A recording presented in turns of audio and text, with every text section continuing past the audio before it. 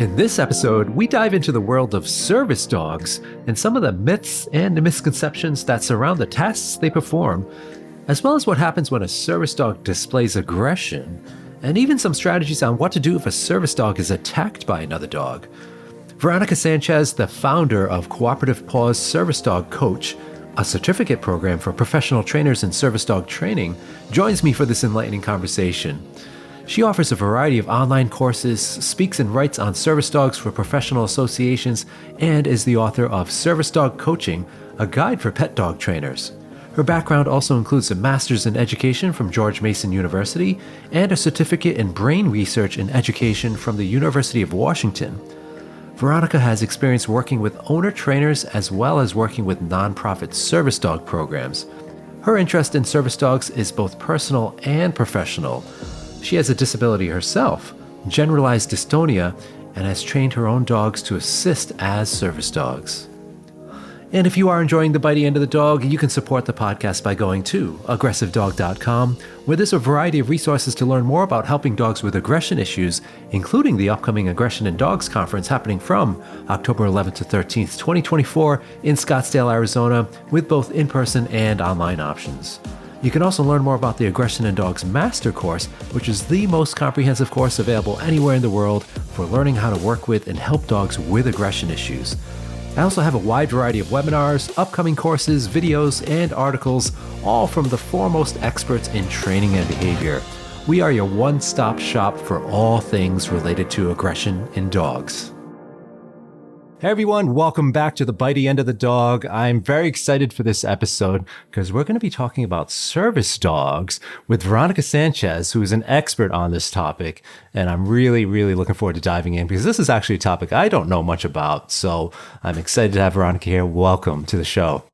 Oh, thank you so much for having me. So let's dive in here because we have a very broad audience. Some folks deeply knowledgeable about this topic and some others maybe just wanting to learn more. So can you define, first of all, like what is a service dog? What does that mean? Because I know there's some controversy and some different definitions out there depending on who you ask. Yes, well, there's a lot of confusion about the terminology in the service dog world. So the term service dog in the United States, it has a legal definition. It's defined in the Americans with Disabilities Act as a dog that has been trained specific behaviors, and in the service dog world, we call these tasks, to help a person with a disability. So some examples might be a guide dog that is leading somebody who is blind, or a hearing dog, alerting someone who is deaf to somebody knocking on a door. There's lots and lots of different possible tasks that a service dog can be trained to do to help someone with a disability. And there's a wide range of different kinds of service dogs. They can be trained to help people who have mental health conditions like PTSD. They can be trained to help people who have different kinds of mobility-related disabilities or autoimmune conditions. I mean, the list just goes on and on and on for the incredible range of different kinds of service dogs that are out there. Now, different countries have different legal definitions for service dogs, but the overall definition is basically a dog that is trained to do tasks for a person with a disability. And that's the one that is, some version of that, depending upon, of course, where you are in the world. They get confused with therapy dogs and also emotional support animals. I understand why people get confused because the terms really are there's some little overlapping areas, and the role of therapy dogs has really grown and expanded. So we're seeing therapy dogs do new things. And so then people get a bit confused about them. But therapy dogs don't have a legal definition like in the United States. So they're not in the Americans with Disabilities Act, for example. So they basically are trained to help people other than the handler. And so they're doing things like visitation in a hospital, or maybe children are reading to the dog in the library. And typically therapy dogs are part of some sort of program.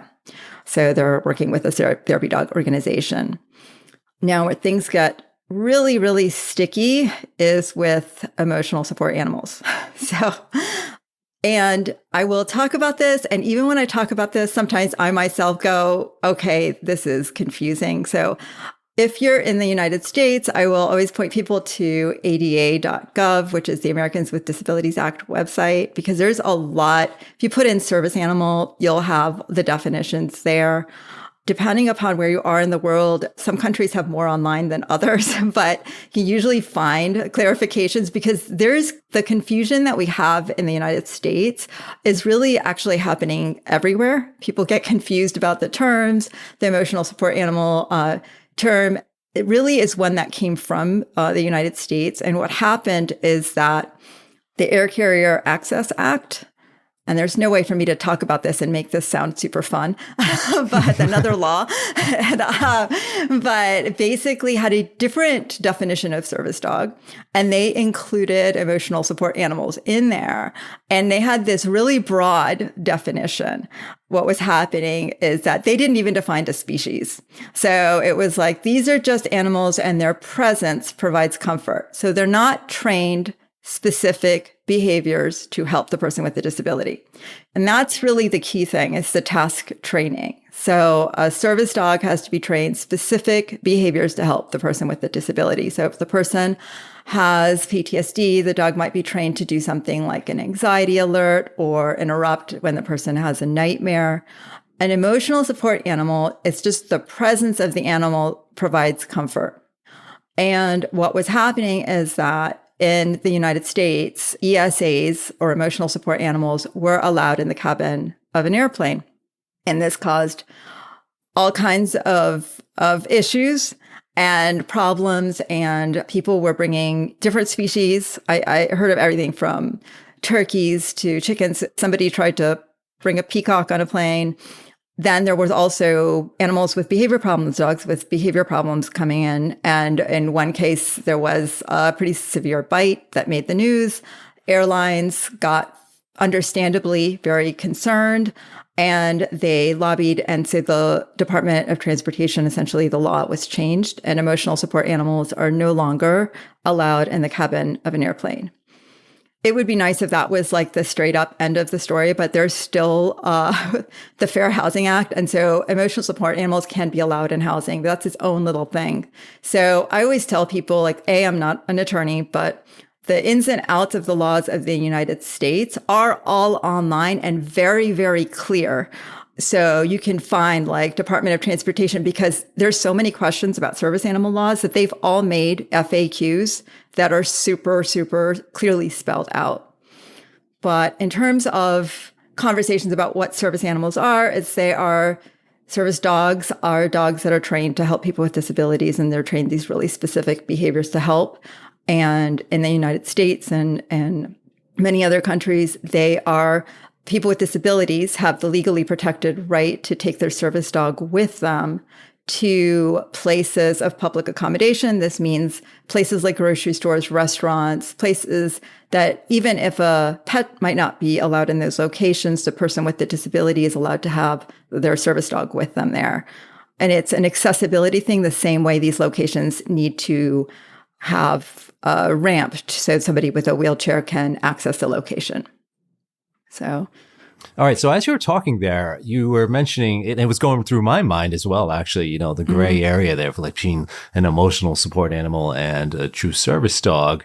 And you had mentioned the task. So I'll just throw a theoretical out there for you. What if somebody's like, yeah, I've got this, my dog is a service dog.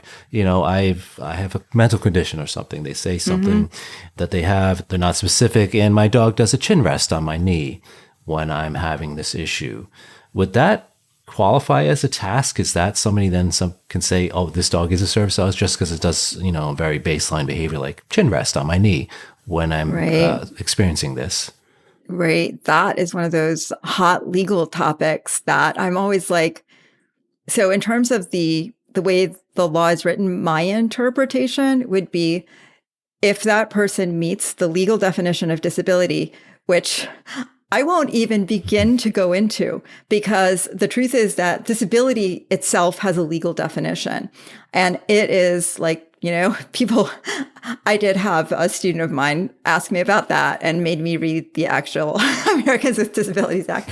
And by the end, I was like, okay, I'm really not sure. But you have to, if the person meets the legal definition of disability, that's the first part, right? Because if they're not legally disabled, and that's its own thing, then the service dog, it doesn't matter what the dog's trained to do because they don't meet that legal definition of disability. If the task, the chin rest, directly relates to their disability and it's a mitigating their disability, whether that one task would be enough is a question for a judge, but it might be. It might be because there's a lot of complexity to it, right? Like it depends what that chin rest, what's the function of that behavior. It is a trained behavior where the law is really clear is that like it can't be a naturally offered behavior that's not trained. Like that's one of the sticky areas that they talk about because people will say sometimes, well, my dog just does this and it's really helpful. It needs to be specifically trained to do behaviors that directly relate to the person's disability. So let's say, the person doesn't have a disability that's related to that behavior and the dog's trained to do something, then that obviously doesn't count. Yeah. They can't be like, that my dog is breathing and it reminds me to breathe kind of thing. Right. Right. Exactly. That becomes an emotional support animal. The presence provides comfort of some kind.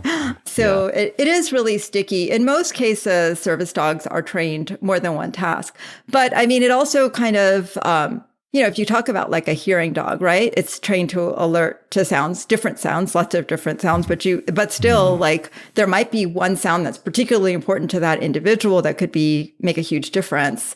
How many tasks does the dog need to be trained to do? I mean, typically programs are training a number of different tasks. But yeah, it is a question, right? Because that actually is like a chin rest on a lap. It could be an interrupter. It could be an anxiety alert. It could be a light version of deep pressure therapy that could be calming. So lots of uses for chin rest. Yes, for sure. For humans and for dogs, for sure. Yeah. So along these lines, when we start getting into gray areas and things, when we have a service dog that might have a history of aggression or bites somebody, what happens then? What are the ramifications involved if we have a dog that has been trained as a service dog and suddenly changes or behavior, as we know, behavior is not static, it can change over the years, and it bites somebody or causes injury to somebody? What happens then? Right. So in the industry, there is a zero tolerance policy for aggressive behavior. If a dog has a history of aggressive behavior, that dog is not a service dog candidate. If the dog's behavior changes, that dog is not a public access appropriate service dog. Once it's exhibiting aggressive behavior, most cases, that would result, the nice way of saying it is career change. The not nice way of saying it is washout. The Department of Justice does have an FAQ section where they don't really say it in terms of like a permanent career change in terms of their FAQ section, but in the industry, it's pretty much treated that way. But in the FAQ, they more say like if the dog exhibits some sort of unsafe behavior or really disruptive behavior, that the business owner has the right to ask that the service dog be removed. And that's in the United States. Now, other countries actually have public access testing and more government control over the dogs that go out in public access. And there's a lot of variety in terms of that. The United States, not quite as much. And that's really a hard one, right? Because we have a lot of owner trainers, people with disabilities selecting and training their own dogs for service work. And, if the dog exhibits an unsafe behavior, it's not fair to the dog to put the dog in public access. I've even actually seen trainers get a little bit confused about this because they think, but we can do so much to help dogs with aggressive behavior, and we can do so much to modify their behavior. Why can't we take this dog that has, some trauma and a difficult history, modify the aggressive behavior, and then train the dog for service work? Why is that, in any way? What I always say is that public access is not the same thing as taking your dog, a pet dog, to a farmer's market, to a store, or to a pet store, anything like that. It's very different because in public access, the handler with a disability is not focused on the dog. They are not scanning their environment. They are not looking for potential triggers. They are not in situations where they can easily move away or create distance, it is not possible to not flood, overwhelm, trigger. And, they might be having a conversation with someone, engaged, shopping at the store, not even looking at their dog at all for large chunks of time. So that's why public access is really just not appropriate to put a dog that has a history of that kind of behavior. It's not fair to the dog. It's not fair to the public. And ultimately, it's not fair to the individual themselves because they're going to end up in a bad situation. And it's not fair to service dogs and their people around the because it can scar the image, really, when you think about it. Right. If suddenly all these service dogs are running around biting people. It's obviously not good. Good for the reputation. And along those lines, what if it's something that often happens in many aggression cases? It's not really the fault of the dog. So I'll use just a random example. Maybe it's just a small child comes running up to the service dog, no parent in sight, and the child just grabs the dog on the ear or squeezes really hard or does something really awful, and the dog has no other escape and just ends up turning and biting or snapping at the child or showing some other aggressive behavior. What then? Because that really isn't the dog's fault at all, right? It's the dog simply defending themselves. No, right. And this is why when we look for service dog candidates, we look for dogs that are exceptionally tolerant. These are not typical dogs. These are dogs that are really, really tolerant. I live right outside of Washington, D.C., and I can give an example of like when I was out with my first service dog one time, and I wasn't even in public access. I was actually just on the street and ran at a rough collie, and a random person, man, just got in front of my dog's face and yelled, "Lassie, Lassie, Lassie," directly into his face, inches away from him, Now, would a bark have been okay? Yeah, but not a bite. You know what I'm saying? Like, you have to be really, really tolerant. He actually did nothing because he was very just incredibly tolerant and thought that everybody was just, I'm a movie star anyway, so just typical for me to be yelled at. So that's my paparazzi. But that was the ideal response, is the no response or the tail wag. Oh, you're my friend. You're my very, very loud in your face friend. But that's what we want. What we're asking for is a lot from public access service dogs. And a lot of it is the individual dog's characteristics. This is why Assistance Dogs International member organizations and programs, a lot of service dog programs, have their own breeding pools, and they are working really hard to get dogs that are very, very tolerant of these different kinds of situations. And it's very difficult when you're talking about genetics and the breeding. Right. From my understanding, it's actually very difficult to, so you have many, many puppies, but only a few of them might qualify, if that. Is that correct? Right. Oh, yeah. Yeah. I mean, it's really hard to come by statistics because I don't think anybody wants to advertise. We only have half of them work. but it's, it's something, that's why they're still working on it. That's why they're still, doing all this research and doing all these, have their breeding program and continue to work at it to try to improve those odds of ending up with these really specially low-key, easygoing dogs that can do this kind of work. When you think about it too, even if it's a lower percentage, it's still a desirable outcome in the breeding programs, I'm sure, because if, let's say, the world just started getting dogs from these pools of dogs, we would have put somebody like me out of business probably, because we'd see a significant decline in aggression because these dogs are so tolerant to things that happen to them that typically would trigger an aggressive response. So just me thinking outside the box a little bit here. Right. For you, it's good that the breeding pools are closed and small. Yeah. I mean, I think it's, as an owner trainer, I've chosen to take my chances, picking dogs. And as a result of that, I don't end up with all public access service dogs.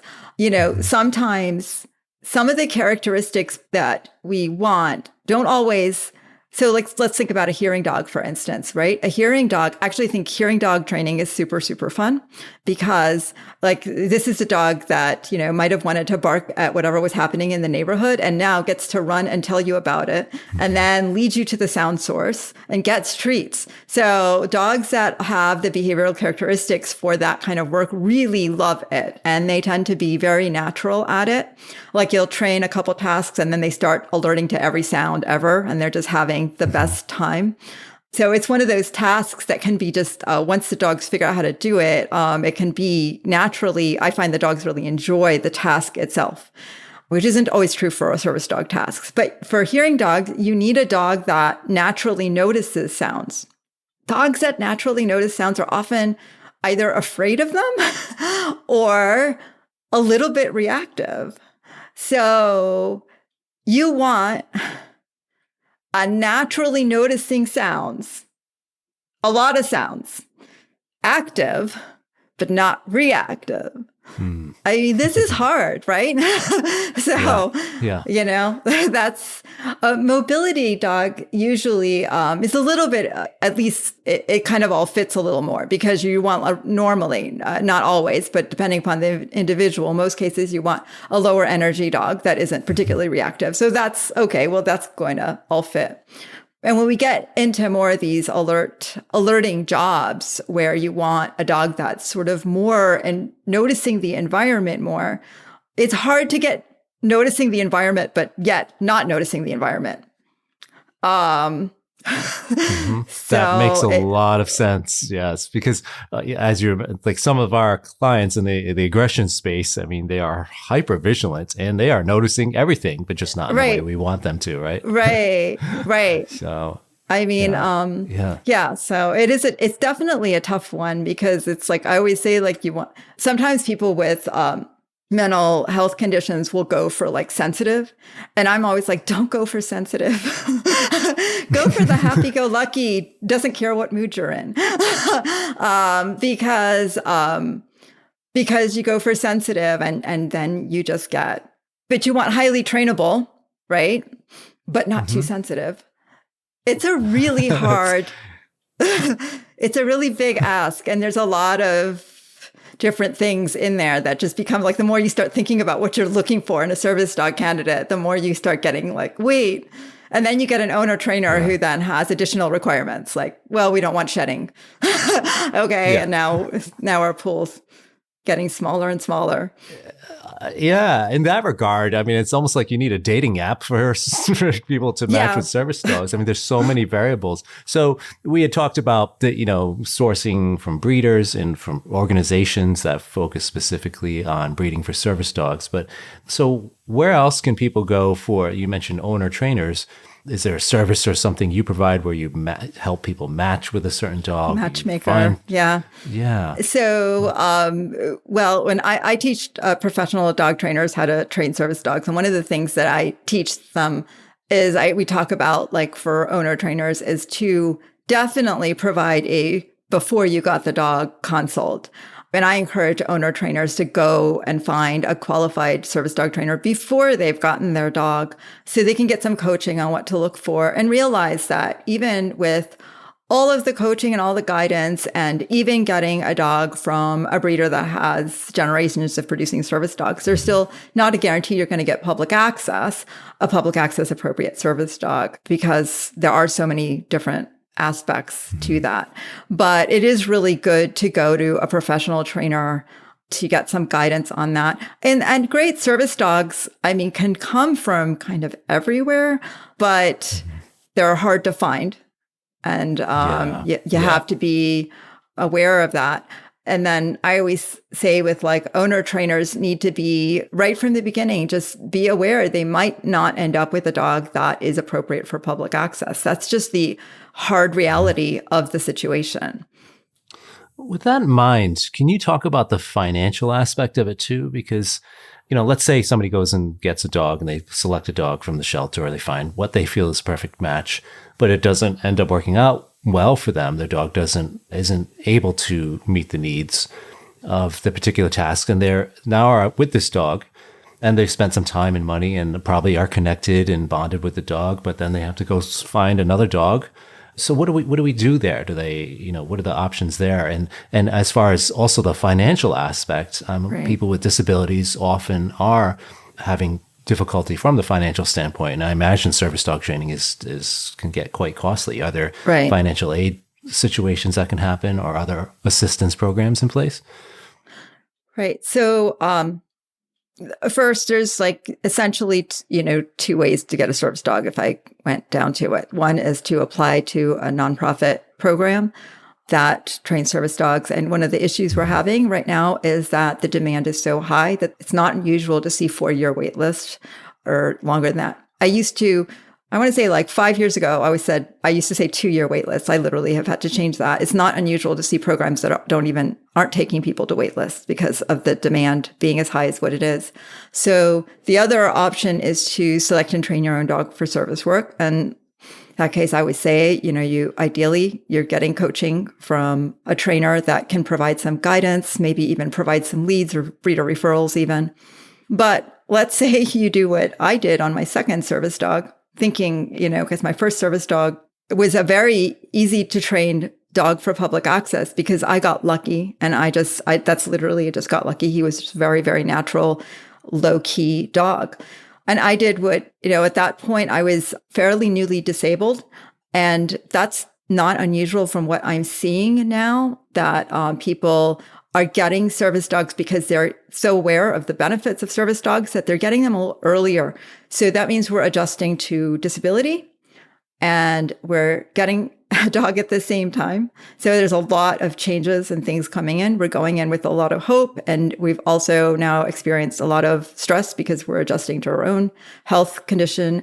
Then you go to the animal shelter because you did essentially exactly what I did. and then ended up with, I put a lot of time, money, effort. And at 11 months, my dog was showing reactivity. I had some extra disappointment at that point because he actually had, I was kind of rushing. I tell people now not to rush the training process because we know adolescent behavior is particularly likely to change. That's a time where there's a lot of up and down.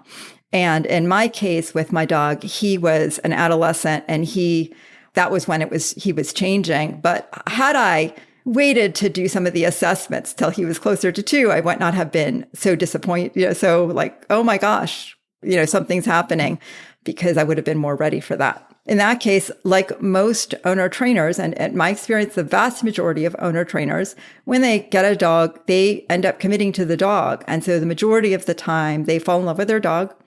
And so then if the dog has a behavior problem, that needs to be addressed first.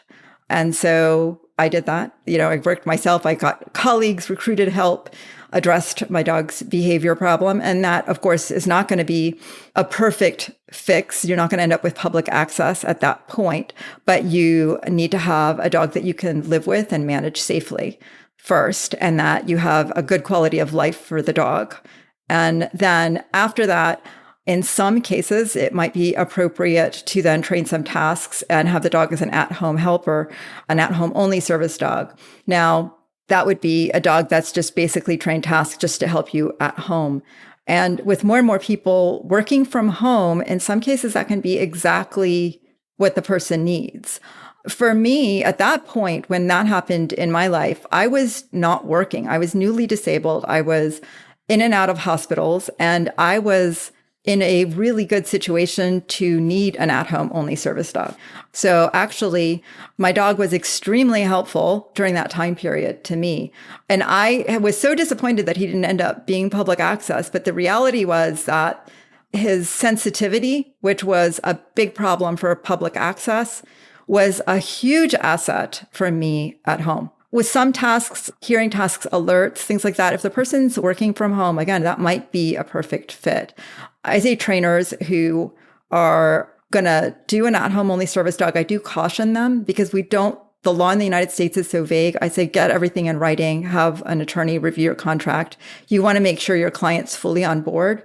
You want to make sure your client understands why the dog is not going to go out in public, that it's not fair to the public, it's not fair to other service dogs, it's not fair to the dog, and that they fully understand that and that they are on board. You don't want to be training an at-home only service dog when the person isn't really in agreement with that or might push the dog further. Just a quick follow-up question on that. If somebody just had me thinking with the at home and people working from home, is there protections for, say, somebody has a landlord and they're like, I want to charge you $500 a month for your pet, that kind of pet payment or something like that. Is there protections against that, or what's the law around that? Do you know? Remember earlier when I talked about ESAs, and that's like the pocket where they still exist in the United States is in housing.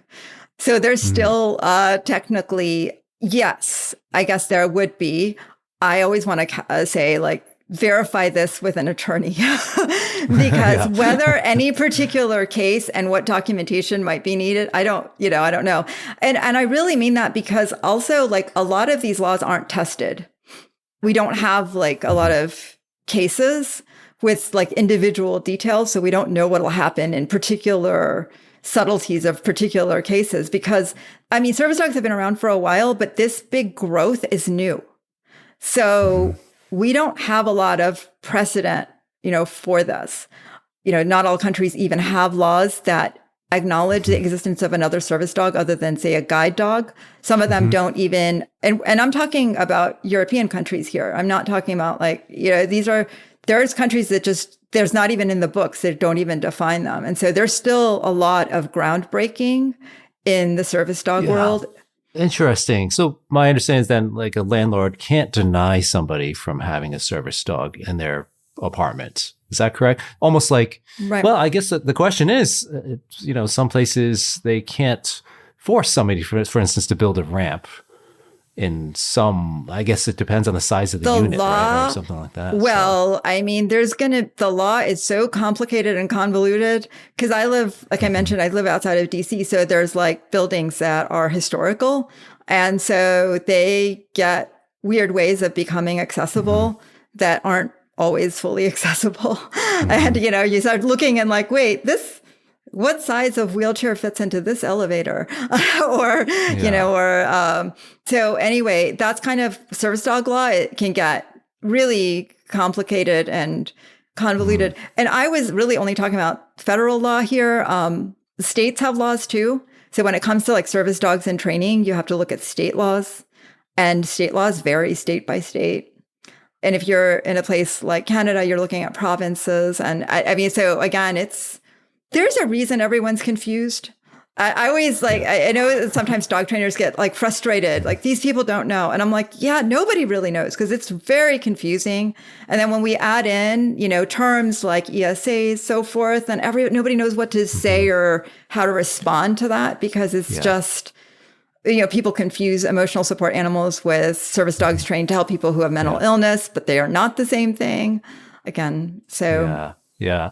And you see that if you see, like, if you're on social media and you see some of these videos, and for whatever reason, the algorithms feed me those videos of somebody out with their service dog and getting confronted, and you can see the confusion. Like, some people just have no clue about the laws at all, and some people have many misconceptions. So it's really interesting, and so it is very confusing. And I agree with that. It's not an easy landscape to navigate at all. I should even qualify this because in many countries, the term is actually assistance dog. It's not ESS. And so in many countries, it's not even, so then we add that to it. And the terms can be different in different countries. So it just becomes a thing. There was a lot of confusion about that. Now I'm like service/assistance dog. All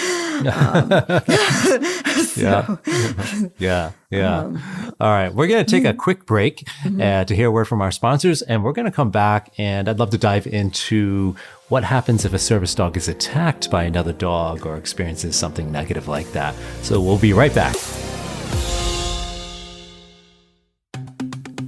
Hey friends, it's me again, and I hope you are enjoying this episode. Don't forget to join me for the 5th annual Aggression in Dogs Conference, either in person or online, from Scottsdale, Arizona, from October 11th to 13th, 2024. This year's lineup includes many incredible speakers, including Dr. Clive Wynn, Dr. Jessica Heckman, Emma Parsons, Sarah Colnice, Lori Lawless, Carmeletta Ofterheide, Jess Feliciano, Dr. Amy Cook, and many more. Head on over to aggressivedog.com and click on the conference tab to learn more about the exciting agenda on everything from advanced concepts in dog body language to working with aggression in shelter environments to genetic influences on behavior. Dr. Amy Cook will be bringing her entertaining and energetic personality to the grand reception and cocktail party, which, by the way, will be live streamed as well as in person. And as usual, you'll find a wonderful, kind, caring, and supportive community at the conference, both in person and online. I also want to take a moment to thank one of our wonderful sponsors this year, Pets for Vets. Did you know that approximately 1 million shelter animals are euthanized in the U.S. every year? At the same time, many of our country's veterans are experiencing post-traumatic stress disorder, traumatic brain injury, anxiety, and/or depression. Pets for Vets founder and executive director Clarissa Black created a solution for these problems by rescuing and training animals for veterans.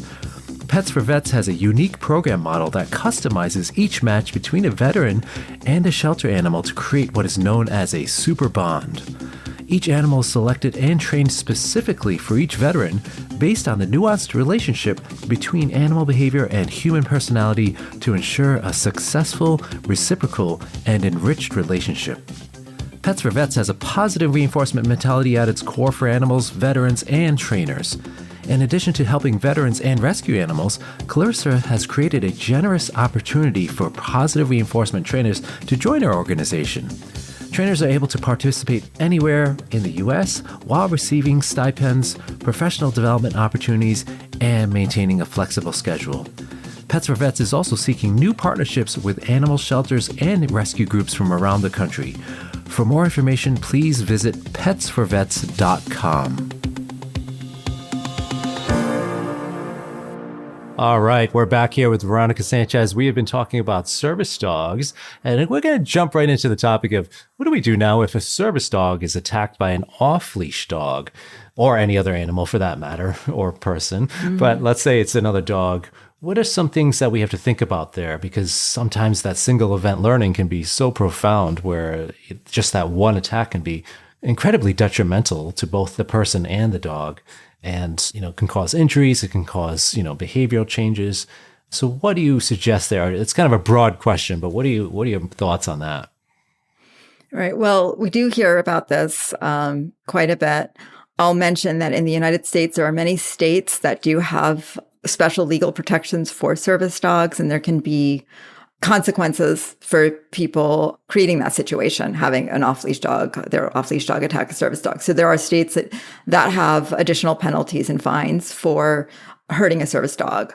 Now, obviously, yeah, it can absolutely be an issue. And there are people who have had service dogs that have had to be retired early because the dog did not recover from the experience. So ideally, if something terrible happens, that the handler of the service dog is able to protect the dog in some way, prevent it from happening, and then contacts, if the dog came from a program or if they're working with a trainer, contacts their trainer immediately for some next steps to what to do. It might be a short public access vacation to give the dog some downtime to regroup, and then a slow, depending upon the what actually happened, counter conditioning, desensitization, whatever it is that you might need to do to reintroduce. One thing that I do talk about, and this isn't even just, there are so many service dogs, and not even just service dogs. So many locations are pet friendly now that were not pet friendly before. So service dogs are encountering pets and having to work in close proximity with other dogs pretty much everywhere at this point, a lot of places anyway. So I do think that it needs to be considered in the training process right from the beginning. I know with my own dog, every time my dog sees a dog, my dog gets food and has from 8 weeks every time. It's like, you see a dog, look at me, get food every single time, trying to put that in the bank to try to stack the odds in the favor. And almost every time I go out, again, I'm in a more urban area, almost every time I go out, my dog is going to get, at the very minimum, barked at, reactive by another reactive dog. That's going to happen pretty much every single time, just because of the fact that where I live and there's a lot of dogs.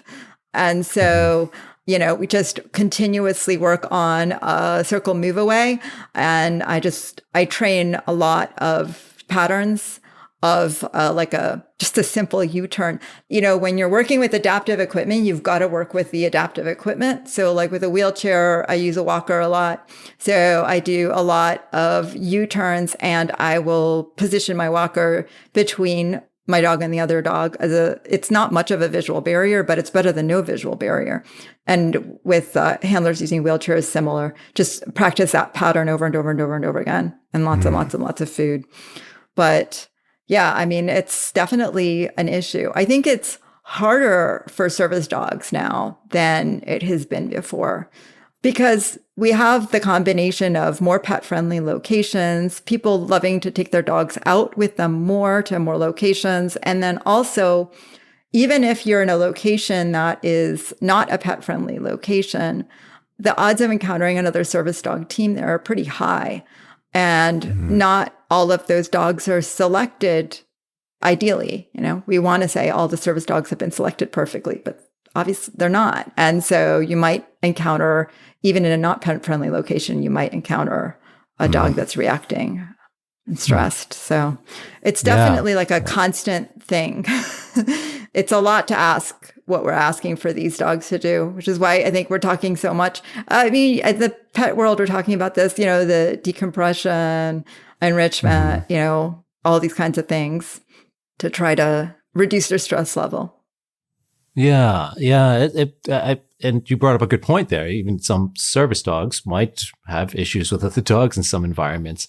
And that's another thing to contend with. Do you teach anything to your students about what to do if an attack happens? So let's say you are going on the street and there's some off-leash dog and there's no owner in sight and it's coming after your dog. Do you teach anything for an emergency handling perspective, or what to do in that kind of situation?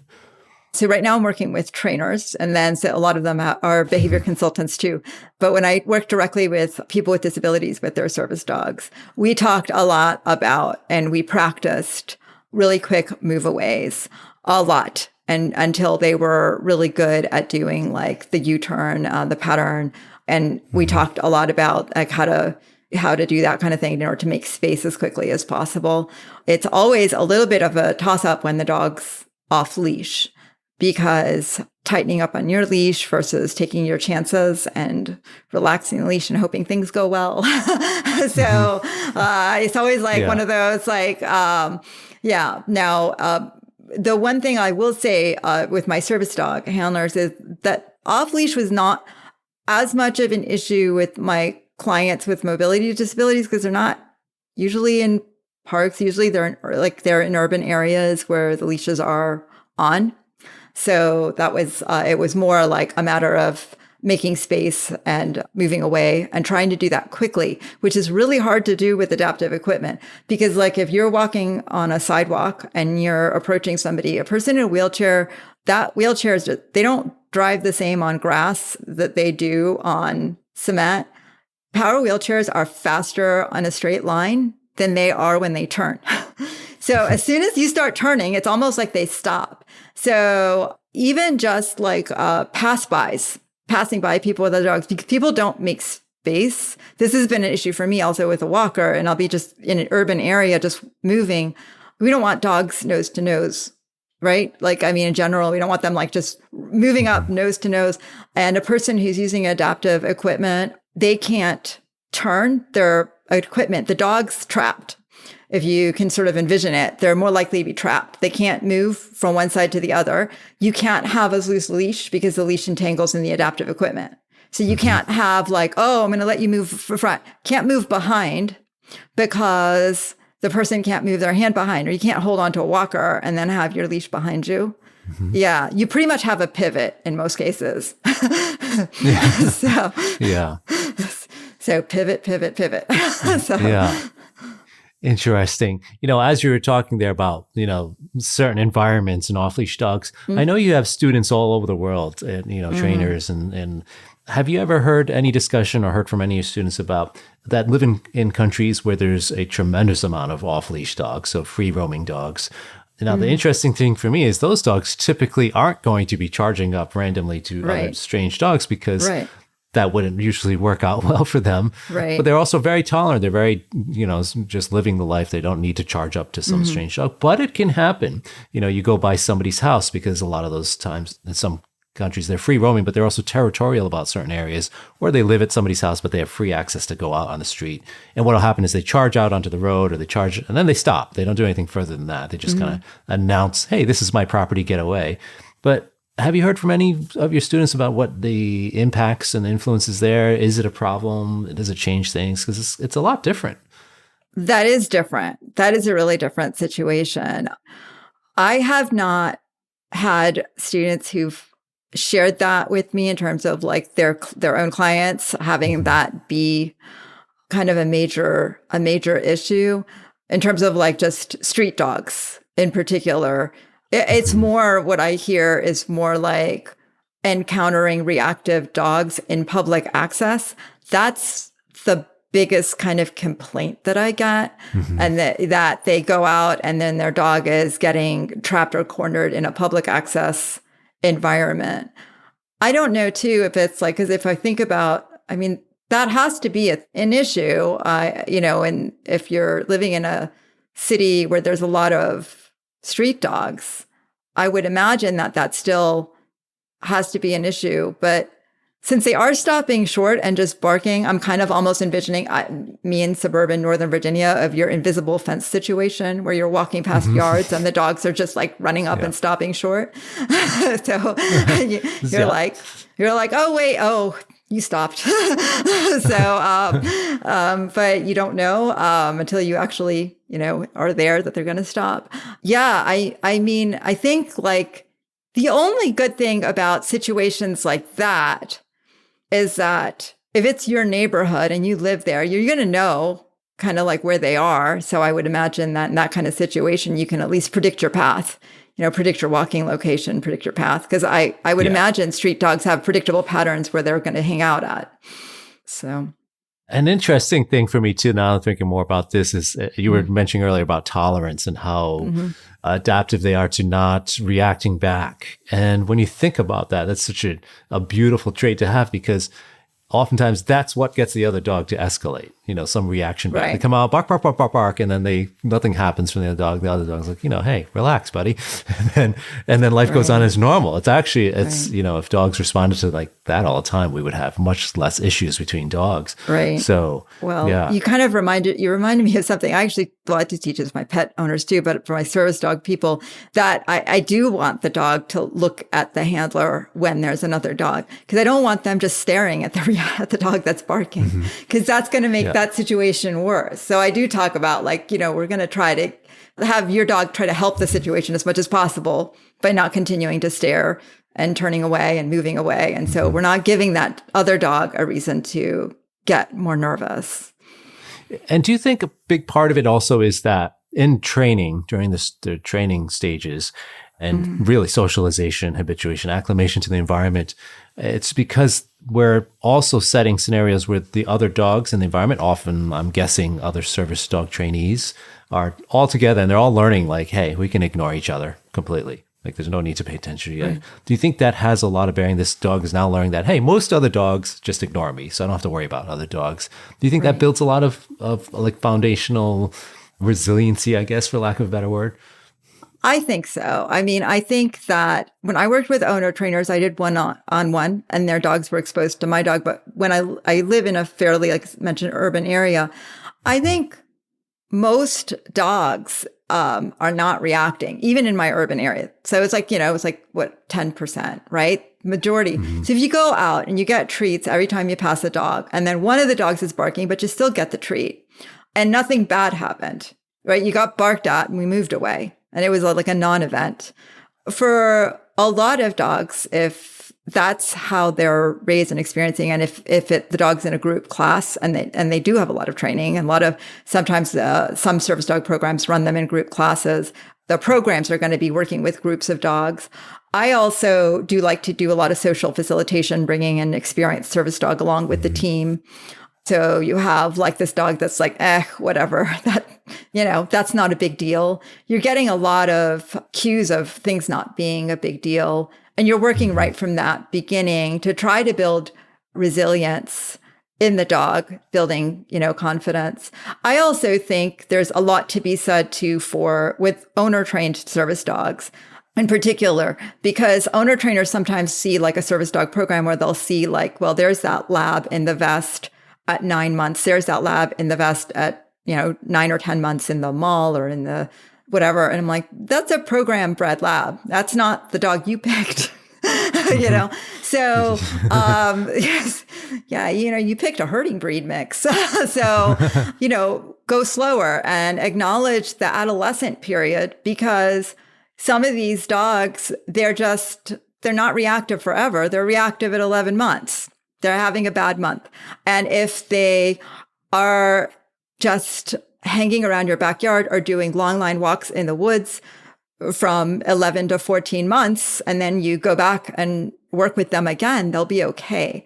So I think particularly for owner trainers, I would love to redefine what looks like service dog training for them, because a lot of times owner trainers are looking at a program model and not looking at the dog that they have in front of them and then adjusting that, because I don't think that they all automatically don't end up being okay for public access just because they had a really bad adolescence.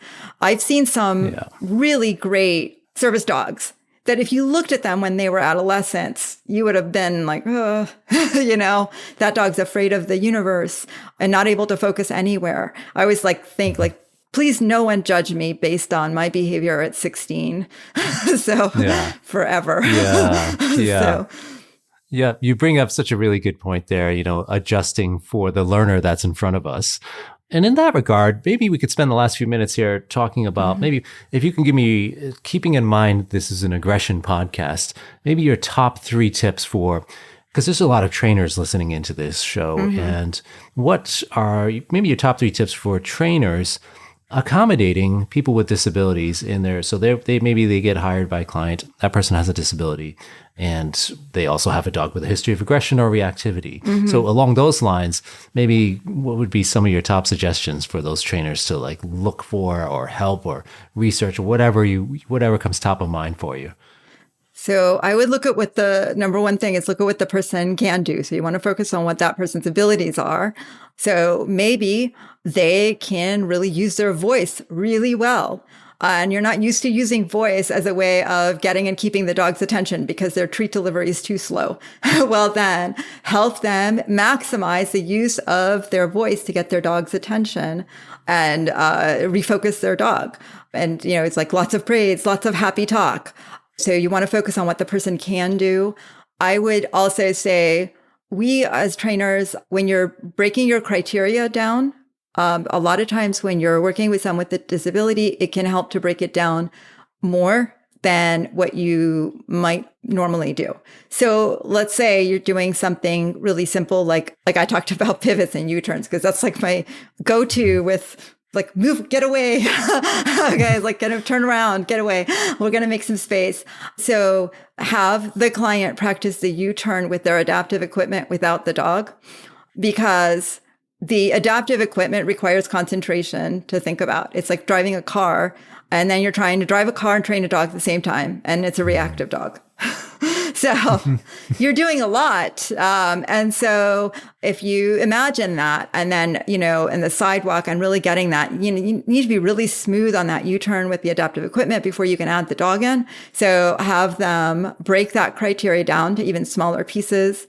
And the other thing is I would teach less and build it to fluency more. So like don't try to do 50 million strategies, try to do like 2 or 3 and really get those like to fluency. Because honestly, like a nose touch, like a really solid nose touch to hand can get you so much. So like, it's like, so, right. Like, so just like practice that in a million different contexts and slowly and build fluency with that. It's already a complex situation. So try to simplify it and just have it really fluent and really well generalized. Fantastic. Love it. I love it all. Veronica, thank you so much. Where can people find you? Where can people reach out to you if they need to? Cooperative Paws, which is my website, cooperativepaws.com. I have a contact page. I have courses that I offer there for trainers interested in learning about service dog training, and a certificate program for trainers who want to really get involved with that, the Service Dog Coach program. And I also have a blog. And for pet trainers who are just working with clients with disabilities, that blog, you can put different terms in the search, and maybe like working with clients with speech disabilities. And there are all the blog posts that I've written about that. And those accommodations would apply to a pet trainer as well. So the blog there is free. And then I'm on Instagram at Cooperative Paws, and then also on Facebook too. Excellent. Yes, and I'll be sure to link those in the show notes. Thank you so much. This was super educational for me, and I'm sure for the listeners, and I hope to see you again in the future. Thank you so much for having me. I really appreciate it. I really learned a lot about service dogs chatting with Veronica. She truly is a wealth of information on this topic, and I'm really glad we had the opportunity to bring more awareness about the important roles of service dogs that they play in our community.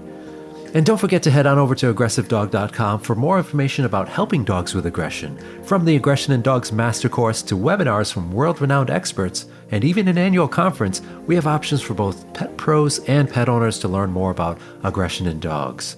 We also have the Help for Dogs with Aggression bonus episodes that you can subscribe to. These are solo shows where I walk you through how to work with a variety of types of aggression, such as resource guarding, dog-to-dog aggression, territorial aggression, fear-based aggression, and much, much more. You can find a link to subscribe in the show notes or by hitting the subscribe button if you're listening in on Apple Podcasts. Thanks for listening in, and as always, stay well, my friends.